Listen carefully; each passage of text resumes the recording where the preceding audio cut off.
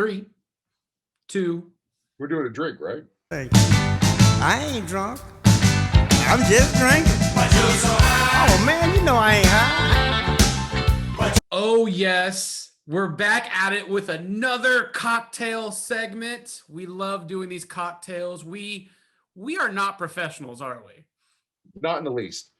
It's like I barely understand how to make a drink. In fact, we're gonna have I normally just pour a glass of liquor and then just drink that. So the fact that we're going to add some things to it, it's very exciting. We're gonna all learn something. We are all going to learn something. So last week, for the Valentine's week, we did the apricot Toblerone cocktail. But this week is something different. Wade came up with this amazing idea for a drink that we're going to make for you on this video. So like and subscribe to this Bryan Kluger YouTube video channel.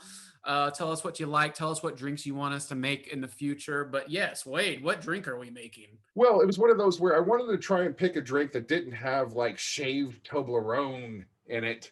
But it was a more accessible sort of alcohol, but yet still felt like something a little bit classier than normal. So what I proposed for this time around, how about we make a Cuban Martini? A Cuban Martini, like Cuban beat, just you and me. They call me Cuban Pete. I'm the king of a rumba beat. When I play the maracas, I go chick chicky boom, chick chicky. Just getting funky with it, right? We got to keep it all, get that flair going, keep it all kind of. I feel like dancing to Cuban music. Absolutely.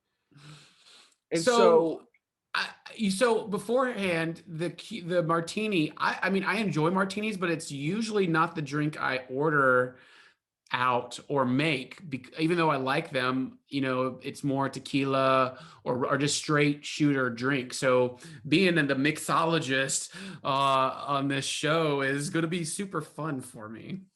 Well, and it's one of those, I found this on the internet, right? And I thought it was kind of interesting, but yet had accessible ingredients for everybody. But keeping in mind here that I've never tried this recipe yet. Have you tried it? No, I've never tried this. So just keeping in mind, I'm taking this whole thing with a grain of salt. We're already starting off on a weird footing here that the measurements were listed on the recipe in tablespoons, which in my knowledge is not how you typically measure for bar drinks and cocktails. So instead of using the tablespoons measurements, we're going to try to say parts, but normally these go in ounces or milliliters, but whatever, we're going to make it work. Yes, we are going to make it work. I can't wait to get started? No, I'm definitely ready to get started. All right. So now this is going to be 4 equal parts. Okay. So so it doesn't really matter about the measurement per se here, but I think that going about a 3/4 ounce is probably good for a measurement here. But what we're going to do is you got your bottles ready? I do. They're all right here. I'm very excited about this. First. Huh? No, please go ahead. No, I'm very excited about this. I got them all lined up here, and I got like my little cup here, which is not a martini glass, but it's the closest thing I have to one. Here, just so you know, I got us covered here. Perfect. Martini glass for us. All right. So first things first, do you have normally we can get into a whole discussion at a later date about shaken versus stirred. They call that this recipe should be shaken, which is not how I understand the rules of cocktail making to be. But that being said, we're going to shake the hell out of it anyway. Main reason that you get concerned about shaking, you want shaking on like drinks with fruit juices and other things because it aerates it, it dilutes it. You don't typically have, if you just have like booze in a cocktail, like a martini, that's why you tend to stir it. So when James Bond says shaken, not stirred, he's actually asking the bartender to break the rules, if you will. I like that. Yeah. So let's go ahead and start then. So first we're going to take 1 part of amaretto. You got some amaretto handy? Yeah. Bam! Amaretto. All right. Well, you really went all out there. Okay, so let's do, what do you got? Like a 3/4 ounce? You got, what do you have, like a shot glass or a measuring tool or something? That's 50 mil right there. That's 50 mil. Okay, so do I need an ounce? Let me get my shot glass real quick. You need something to make sure that you can have equal pours. It doesn't have to be like what a shot glass or a jigger or anything like that. Just whatever you have that you can make sure that whatever you pour into this thing, you can do the same exact measurement for each one. I got my little skull shot glass. Dangerous. Dangerous. All So right. I'm opening up the amaretto. I'm opening up the amaretto. Now pour in a good amount into the shot glass. It can be 3/4 full to about, that looks to be about an ounce of a shot glass. The key here isn't to be precise necessarily. It's just to remember. I would do, yeah, just pour it to a level where you're going to remember that level and you can do all the other ones the same. Okay, So I go halfway right- up the eyes. Halfway up the I would eyes. go right to above the eyes, actually. That makes it a little bit easier to measure in my mind. If you just go to the eyes. There we There go. you go. Perfect. Excellent. Now let's pour that in. Next, do you have, yeah, you get your shaker there. Do you got some ice in there? I got some ice in there. You Beautiful. can see. Beautiful. All right. Love it. Now Bam. then, let's see. Do you have some Malibu rum there? So Oh, coconut rum. Malibu rum, coconut Oh. style. So this is a coconut flavored rum. It's borderline a liqueur. I'm sure everybody's had Malibu at one point or another, but if you haven't yet, it smells like summer in a bottle. I put the lime in the coconut. All right. Yeah. So how do I feel? Where do I stick this? You want to go, I'll tell you where you could stick it. You want to pour in there all the way to the same level. So we did right above the eyes. So let's try that one more time. Right above the eyes there. Ooh, there we go. Right above the Beautiful. eye line. Let's And throw we pour that this in. We pour this in. Yes. Okay. Hell yeah. We're making it now. We're making And it. so do you have some vanilla flavored vodka there? I do, courtesy of Vale vanilla Not flavored sponsored. vodka. Hashtag not sponsored.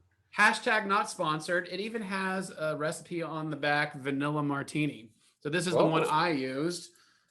And so if you don't have vanilla vodka at home, you could do some vodka with a little bit of vanilla extract, but be very, very gentle with that vanilla extract because it'll overpower you really, really quick. Yeah. So let's do up to the eyeballs. Up to the eyeballs with the vanilla. I mean, it Same smells equal like measurement? vanilla. It smells like freshly baked cookies. Oh. Why don't we bake with this? Up There is times where you can bake with vodka. There's a very specific, because it has an evaporation point that's quite lower than water, but you want to be careful because it could easily dry out your cookies if you don't know what you're doing. So it's one of those, you got to be mindful with that. And then finally, we got 4 ingredients. The fourth one here is, do you have any like coffee flavored liqueur? Yes, courtesy of Kahlua. Kahlua is a great one. So Kahlua is actually rum liqueur and coffee liqueur. The one that I mentioned on the last one that I'll mention again here, Mr. Black. It is my go-to for it. And it's actually a grain distilled with artisanal small batch coffee out of Australia. So Mr. Black is what I'm going to use here, but Kahlua, an excellent rum-based coffee liqueur. It's also great. So I'm excited. I Up haven't to had the Kahlua in a eyeballs. while. well, and the Kahlua, the coffee is where I'm guessing they're getting the Cuban part of the Cuban Martini from, because Cuban coffee, they have their coffee really, really strong there and stuff like that. So I think that that's kind of where the essence of this whole comes from. Cool. So how do I do this? How much? Oh no, did I lose you? I'm gonna go. Okay, there you are. Say that No, I again. got you. Okay, so how Yeah. do I do this? We're gonna go coffee. We're gonna go with the coffee liqueur, same equal parts, so all the way up to the eyeballs. Oh, that's the dark liquid, darkness. Oh Yes. shit. Yeah, be careful there. Pour that in there.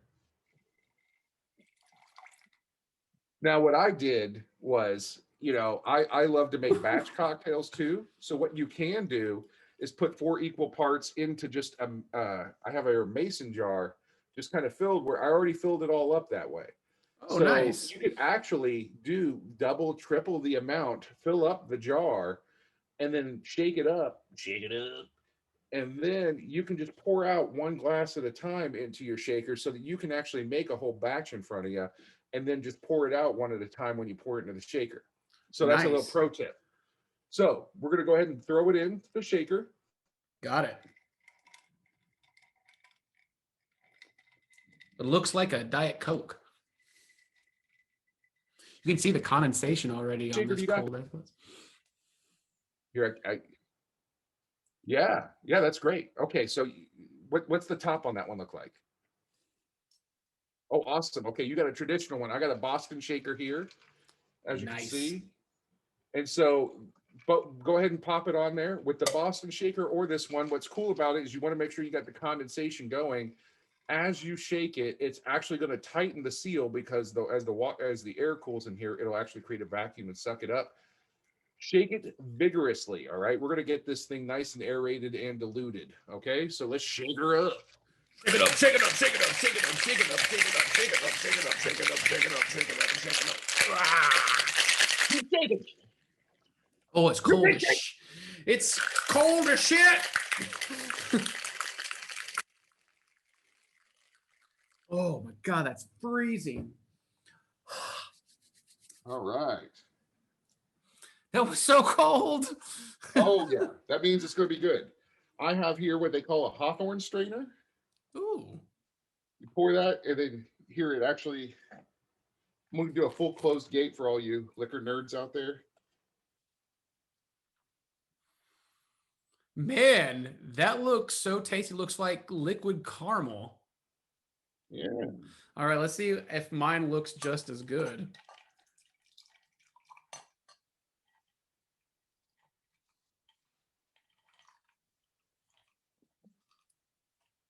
I think yours looks great.